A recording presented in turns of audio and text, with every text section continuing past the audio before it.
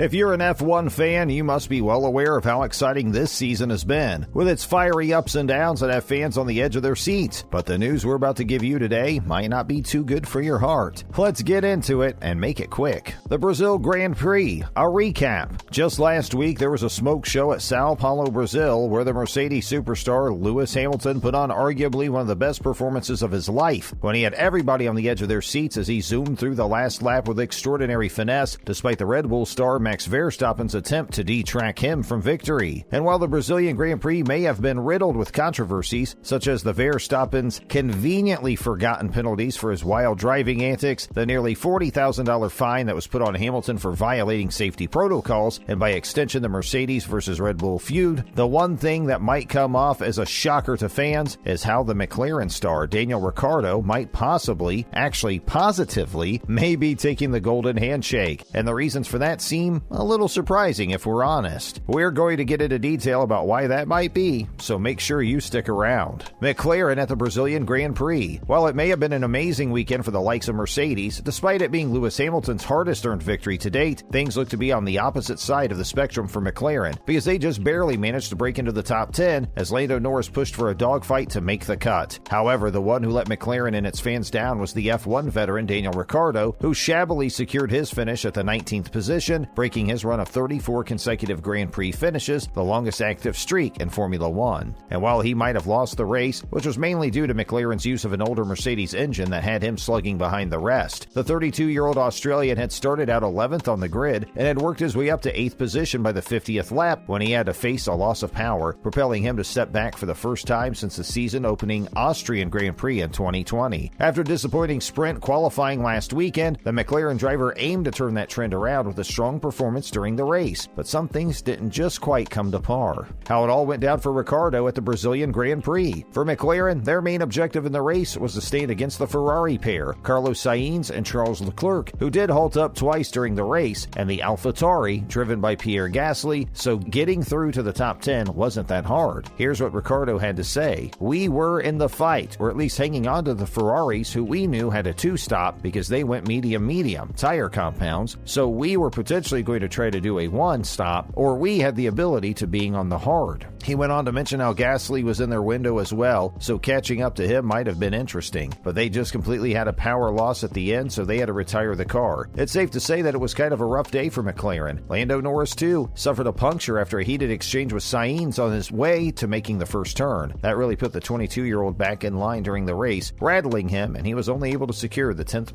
position to finish. With Ferrari securing a combination of both good position and points, courtesy of Leclerc in 5th and Sainz in 6th, Ferrari is ahead of McLaren by 31.5 points in the battle for 3rd place in the Constructors' Championship. But as the senior driver, Ricciardo was seen trying to keep spirits up, saying that while they might have had some battles, he thought that it was still an interesting race, one where they proactively were involved. He acknowledged the fact that these things are prone to happening in a sport like Formula One racing. Reasons why Daniel Ricciardo is retiring. As an F1 fan, while you may respect that guy's long and celebrated career and even his decision to step back, you can't help but be curious as to why he's taking this decision, especially at this point in time when the end of the season is so close by and he could pull for a final hitch. While we speculate that there are a number of reasons, perhaps one of the major reasons for the Australian to consider retirement is the fact that for the past couple of years, Ricciardo has been having trouble trying to fit in with his team, and that seems to be a pattern because since the inception of 2019, he has switched over thrice, and that too quite rapidly. Switching over from Red Bull to Renault in 2019, and then again switching over to McLaren, it's safe to say that he's struggling. This was even more clear at Imola Grand Prix, where McLaren asked Ricciardo to let Lando Norris take the lead and step back because the British driver, his teammate, who is 10 years fresher than him, was just faster. But more than that, he's also struggling with getting familiar with the feel of the car itself. For instance, it could be the differences in power allocation between the Renault and Mercedes engine, or the feel of the McLaren's brake-by-wire operation. He's mentioned how he just requires more practice, to do it a few more times to get that muscle memory in and tell him that, I'm comfortable here on the limit. And while that may be valid enough concern, feeling out of place and out of style, is that the only reason why the 32-year-old Australian driver is calling it quits with the F1? The crack in McLaren's chassis during the Brazilian Grand Prix. McLaren has mentioned that Ricciardo possessed everything to make for a finish, the grit, strategy, and pace. Everything but the right car. Seeing as Ricciardo's race started well and got to retain the 4th position, however, the McLaren star observed a sharp power drop in the car, and while he and his mechanics tried their best to salvage the system, he eventually had to take a back foot on the 51st lap.